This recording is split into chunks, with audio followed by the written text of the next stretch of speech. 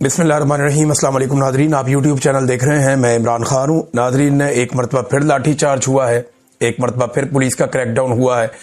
Adiala jail के बाहर काफ़ी तशद्दुद हुआ, बहुत सारी गिरफ्तारियां भी हुई और फिर ज़बरदस्ती क्रैकडाउन करके धरना ख़त्म करवा दिया गया। इमरान खान साहब की बहनें एक मरतबा फिर वहाँ गई थी अडियाला जेल के बाहर कि मुलाकात करनी है उन्होंने अपने भाई से। अब आज जब आप ये वीलॉग सुन रहे हैं तो 43 डेज हो गए हैं, 43 दिन हो गए इमरान खान साहब की बहनों की उनसे मुलाकात नहीं करवाई गई। और उससे पहले जो आखिरी मुलाकात करवाई गई थी वो करवाई गई थी 2 दिसंबर को, यानी 6 हफ्ते से ज्यादा हो गए कि मुलाकात नहीं हो रही इमरान खान साहब की अपनी बहनों से, अपनी फैमिली से। और जो 2 दिसंबर को मुलाकात करवाई गई थी वो भी लगभग 1 महीने के बाद मुलाकात करवाई गई थी। उससे पिछली मुलाकात 4 नवंबर को करवाई गई थी। इन चीजों को मौजूदा पाकिस्तानी रिजीम ने और एस्टेब्लिशमेंट ने नॉर्मलाइज काफी हद तक कर दिया है। लोग अडियाला जेल के बाहर आए लेकिन बहुत बड़ी तादाद में नहीं आए।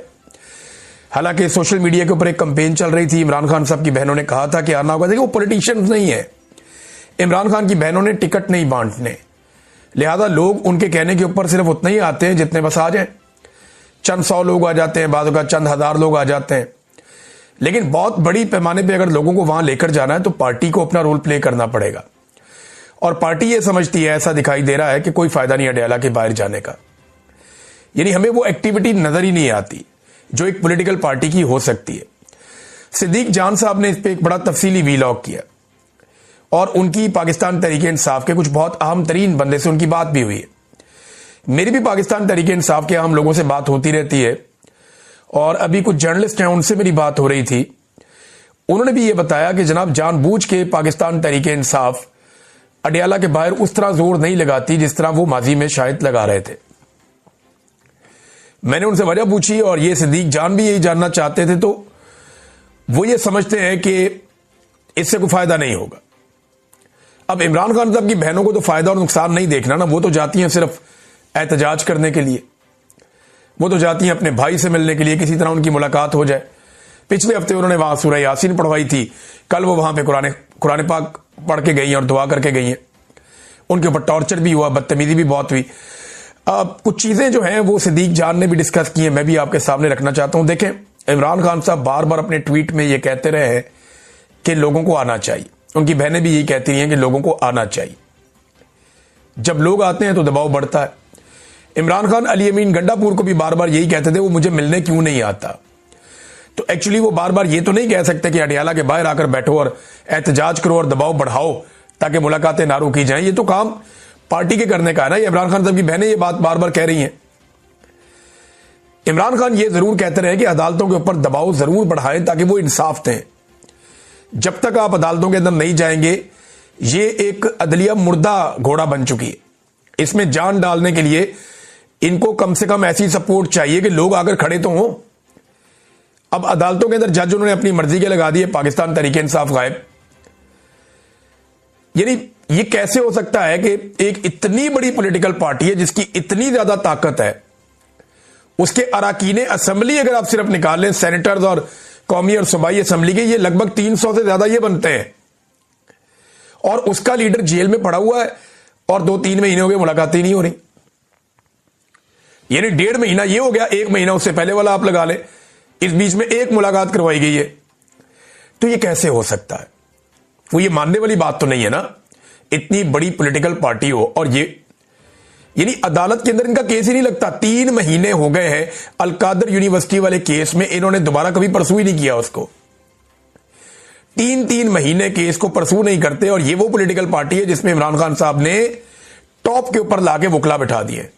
कुछ 4-5 वकील रानुमा है जो टॉप के ऊपर पाकिस्तान तहरीक इंसाफ के फैसले करते हैं, लेकिन इसके बावजूद अदालतों में इमरान खान को इंसाफ मिलना तो बहुत दूर की बात है, केस ही नहीं लगता।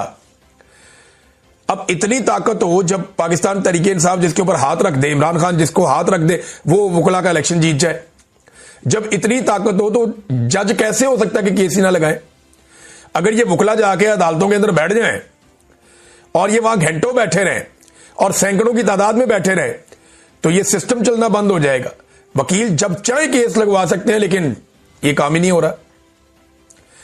अदालतों में दबाव क्यों नहीं डाला जाता, इसके बारे में पाकिस्तान तहरीक इंसाफ के लोग भी कहते हैं और सिद्दीक जान ने भी अपने वीलॉग में कहा, और बात ठीक लगती है कि पाकिस्तान तहरीक इंसाफ के जो रहनुमा है इस वक्त, उनमें बहुत सारे वकील हैं और उनके अपने प्राइवेट केसेस हैं जो करोड़ों रुपए मालियत के हैं, और वो इन्हीं अदालतों में इन्हीं जजों के सामने लगे हुए हैं।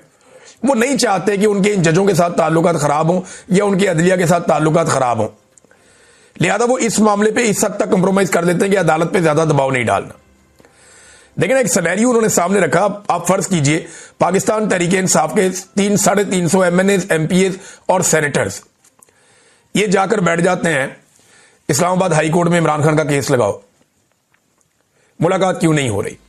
तो क्या इनको घसीट के बाहर निकालेंगे? जब घसीट के बाहर निकालेंगे सारी दुनिया देखेगी ये एमपी है, ये एमएनए, ये सेनेटर है, मार पड़ रही है, ये वजीर है, ये साबिक वजीर है, इनको मार पड़ रही है, इन्हें घसीट के निकाल रहे हैं।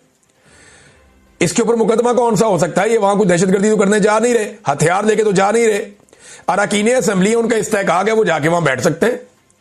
वो चले जाएं अदालत में, जाकर कहें जनाब के हमें इंसाफ नहीं मिल रहा, हमारे लीडर से मुलाकात ही नहीं होने दी जा रही, मुलाकात करवाएं। 300-350 बंदा, पूरी दुनिया का मीडिया आ जाएगा, इंटरनेशनल मीडिया आ जाएगा। जब आपको वहां से घसीट के निकालेंगे तो सारी दुनिया देखेगी कि जनाब रात के वक्त यहां से एमएनएस को और सेनेटर्स को घसीट के निकाला जा रहा है, सुबह फिर कपड़े चेंज करें फिर आके बैठ जाए। इमरान खान से कैसे मुलाकात नहीं होगी? या अडियाला के बाहर अगर बहुत बड़ी तादाद में, हजारों की तादाद में लोग चले जाएं तो ये दावा करते हैं कुछ लोग कि फिर मुलाकात नहीं रोकी जा सकती, फिर आपको मिलवाना पड़ेगा। लेकिन यहां पे वैसी कोशिश नहीं होती। सिद्दीक जान ने बात ठीक की है, वो बात गलत नहीं है। पाकिस्तान तहरीक इंसाफ के लोग ये बात काफी अरसे से आहिस्ता आहिस्ता कर भी रहे हैं, लेकिन ऐसा लगता है कि सिस्टम का हिस्सा बन गए हैं वो लोग जो इमरान खान साहब का नाम इस्तेमाल करके कोई एमएनए बन गया, कोई एमपीए बन गया, कोई सेनेटर बन गया, कोई वजीर बन गया, किसी को कोई कमेटी मिल गई, किसी को कायमा कमेटी मिल गई, को कहीं पे बैठ गया, तो सबकी मौज लगी हुई है। ये बहुत अजीब बात है कि जिस आदमी का नाम लेकर आपको वोट पड़ा, जिसके नाम पे आपने अगला इलेक्शन भी लड़ना है, उसकी मुलाकातें बंद हैं, 2.5 महीने हो गए और आपने कुछ भी नहीं किया, आप बिल्कुल रिलैक्स हैं, तो इससे तो कोई फर्क नहीं पड़ेगा। सबको इकट्ठे होकर काम करना पड़ेगा, वरना फिर ये फारिग है, फिर ये जैसे चल रहा है वैसे ही चलता रहेगा। जजेस की भी मौजें हैं, वकला की भी मौजें हैं, सबकी मौजें हैं। सिद्दीक जान का वीलॉग आप लोग गौर से सुनिएगा जरूर, आपको समझ आएगी कि उसने गलत बात नहीं की है। बेशक खैबर पख्तूनख्वा का नया वजीर आला अपने चंद साथियों के साथ मिलकर जोर लगा रहा है, लेकिन ये चंद लोग हैं। पाकिस्तान तहरीक इंसाफ के बहुत सारे लोग अपने अपने इलाकों में कोशिश करते हैं, लेकिन इमरान खान की मुलाकात, क्योंकि इनको इमरान खान साहब ने तो बताना है क्या करना क्या है, और ये खालिसतन सियासी मामला है, एहतजाज करने से हल हो जाएगा। सियासी मामले को आप एहतजाज से हल करते हैं, ये कानूनी मामला नहीं है जो आपने जाके कानूनी जंग लड़नी है। ये कोई ऐसा इंतजामी मामला नहीं है कि आपने जाके इंतजामिया से एक दरखास्त लिख के दे देनी है, नहीं। लोगों को बहुत ही मारा है इन्होंने। अडियाला के बाहर से अब तक सैकड़ों गिरफ्तारियां हो चुकी हैं, सिर्फ रावलपिंडी डिवीजन में हजारों गिरफ्तारियां हो चुकी हैं, तो लोगों के लिए बड़ा मुश्किल होता है, लेकिन इसके बावजूद लोग निकल कर आ जाते हैं। दूसरा नाजरीन, सारे के सारे तज्जियाकार और हुकूमती अरकान ये रल मिल के सारे सुहेल अफरीदी को पै गए। इससे एक बात तो साबित हुई, तो कराची में सुहेल अफरीदी ने जो भी किया अपने साथियों के साथ मिलकर, या कराची ने जिस किस्म का रिस्पॉन्ड किया है, उसने हुकूमत की और हुकूमत को चलाने वालों की और उनके हैंडलर्स की नींदें हराम की है। तो मैंने आपको जैसे कि कल बताया था कि इन्होंने एक मीटिंग की फौरी तौर पे, और मीटिंग में तय किया कि सुहेल अफरीदी को दीवार से लगाया जाए, कराची की उनकी कामयाबी को बिल्कुल कामयाबी ना बनने दिया जाए और नए इशू की तरफ मामला मोड़ा जाए। तो सुहेल अफरीदी के चंद स्टेटमेंट्स को लेकर उसको सियाको सबाक से हटाकर उसके असल मानी कहीं और रह गए, और इन्होंने तज्जियाकारों के जरिए से, मीडिया के जरिए से, और ये काम मिलिट्री एस्टेब्लिशमेंट ने करवाया, और चंद दानिश्वरों के जरिए से इन्होंने इसको एक अलग शक्ल दे दी। वज़रा आ गए, उन्होंने आके उसके ऊपर प्रेस कॉन्फ्रेंस शुरू कर दी और रोला डाल दिया, जनाब ये तो पाकिस्तान के दुश्मन है, ये तो दहशतगर्द है, ये वो है वो है। देखिए, ये पाकिस्तान तहरीक इंसाफ को टीटीपी के साथ जोड़ते हैं कि पीटीआई और टीटीपी ये कहते हैं जनाब कि ये कोई एक ही चीज है। इमरान खान साहब के दौर में अगर ये एक ही चीज होती तो क्या इमरान खान साहब के दौर में तहरीक तालिबान पाकिस्तान कलअदम रहती या ना रहती? इमरान खान के दौर में तहरीक तालिबान पाकिस्तान कलअदम ही थी, उसके ऊपर पाबंदी जारी रही। इमरान खान ने कभी भी इनके साथ कोई मामला नहीं किया कि इनको लेकर आओ, वापस। और इमरान खान ये नहीं कहता कि दहशतगर्दों से मुज़ाकरात करने हैं। इमरान खान ये कहता है जो लोग दहशतगर्दी से मुतासिर हैं उनके साथ मुज़ाकरात करने हैं, जो लोग दहशतगर्दी से तंग हैं उनके साथ मुज़ाकरात करने हैं। दहशतगर्दों से कौन मुज़ाकरात करता है? जिसने हथियार उठाया हुआ है, जो पागलपन का शिकार है, जो बम धमाके करता फिर रहा है, जो इंसानों को कत्ल कर रहा है, उससे कौन बेवकूफ मुज़ाकरात करेगा? भी मुज़ाकरात तो होते हैं उनके साथ जो दहशतगर्दी से मुतासिर हो रहे हैं, जो स्टेक होल्डर्स हैं, उनके साथ मुज़ाकरात होते हैं। और ये मुज़ाकरात होने चाहिए। इसमें तमाम मकातब फिक्र के लोगों को और तमाम स्टेक होल्डर्स को एक साथ बैठाना चाहिए, जैसा कि सोहेल आफरीदी ने बैठाया था। एक जरगा किया था जिससे बड़ी खबरें निकल कर आई थी, और वो इन्होंने जो जरगे की तफसीलात हैं वो हुकूमत के साथ शेयर भी की, लेकिन अभी तक किसी के कान पे जूं तक नहीं रेंगी। सोहेल आफरीदी अगर 2 दिन पंजाब में आ जाता है या 3 दिन कराची में चला जाता है तो पाकिस्तान के मीडिया पे रोला पड़ जाता है कि जनाब खैबर पख्तूनख्वा में छोड़ के, भाई वहां काबीना काम कर रही है, वहां सिस्टम काम कर रहा है। एक वजीर आला ज्यादा टाइम अपने सूबे में गुजारता है, वहां काम करता है। एक दिन का कुछ हिस्सा कभी कभी वो आकर अडियाला जेल के बाहर खड़ा हो जाता है कि मेरी मुलाकात का दिन है, मेरी मुलाकात करवाओ। इसके बाद 2 दिन ये शख्स पंजाब में गया और 3 दिन ये शख्स कराची में गया, तो रोला इन्होंने ऐसे डाल दिया जैसे कि पता नहीं क्या हो गया।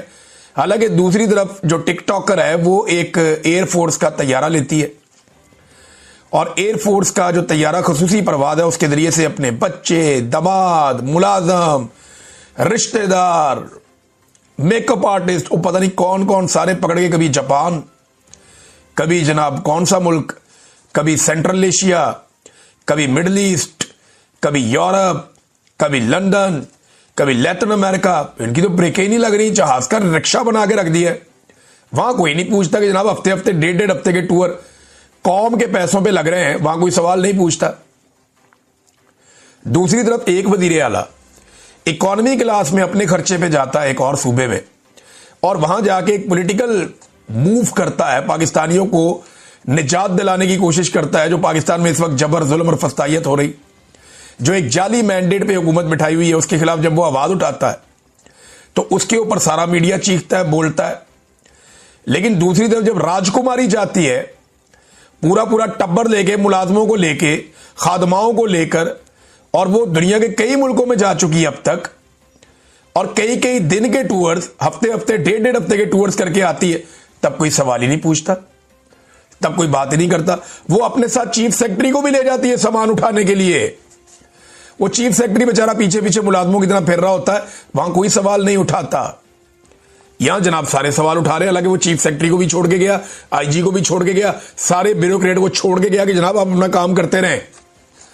ये एक बड़ी अजीबोगरीब और एक मुनाफिकत है पाकिस्तान की मीडिया की, जो पाकिस्तान तरीके इंसाफ के मामले में पाकिस्तान का मीडिया दिखा रहा है। नाज़रीन, एक और पाकिस्तान में कट्टा खोला हुआ है सबने मिलकर, और सहाफियों के जरिए ये कट्टा खोला गया। कुछ सहाफी इस कट्टे को खोलते हैं, कुछ इसको बांध देते हैं।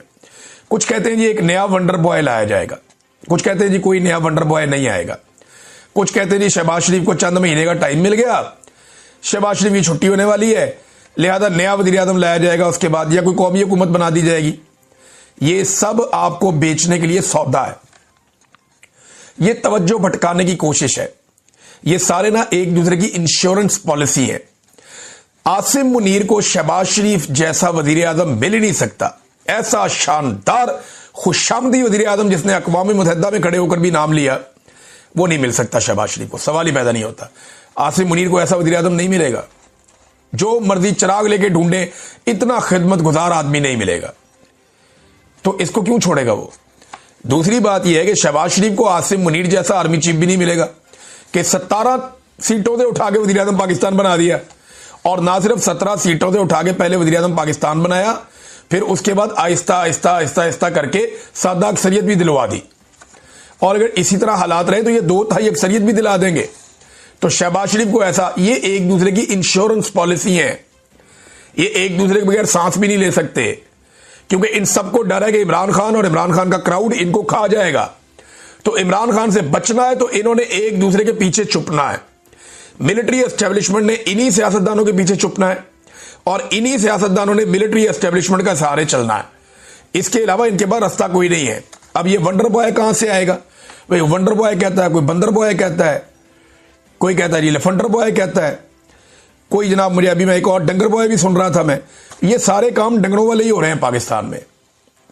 ये जोन सा मर्जी बॉय ले, पाकिस्तान नहीं चलना है इनसे।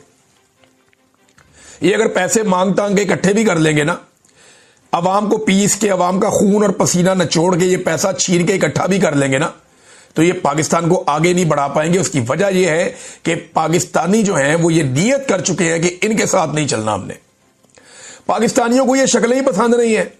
जब पाकिस्तानियों को ये लोग पसंद ही नहीं है, पाकिस्तानियों ने इन्हें रिजेक्ट किया हुआ है। थोड़े दिन पहले मैंने आसिम मुनीर का और इमरान खान साहब का एक सर्वे करवाया था। मैं ये कहता हूं जो सबसे तगड़ा अकाउंट है ना एस्टेब्लिशमेंट का, वो भी सर्वे करवा कर देख ले, इमरान खान का मुकाबला आसिम मुनीर, तो आपको लग पता जाएगा कि 5% लोग भी नहीं खड़े होंगे। 28,000 में से हमें सिर्फ 2 बंदे मिले थे मेरे अकाउंट पे। 28,000 वोटों में से सिर्फ 2 बंदे मिले थे जिन्होंने पसंद किया था आसिम मुनीर को। बाकी बंदे इमरान खान को पसंद कर रहे थे। तो ये सर्वे आप खुद करवा के देख लें, इदारा करवा कर देख लें। तो लोगों ने जिन लोगों को रिजेक्ट कर दिया ना, जिस हुकूमत को रिजेक्ट कर दिया, जिन शक्लों को रिजेक्ट कर दिया, उनके साथ लोग अब नहीं चलने के। लोग पाकिस्तान से पैसा भी निकाल कर लेकर जा रहे हैं, लोग खुद भी पाकिस्तान छोड़ छोड़ कर जा रहे हैं।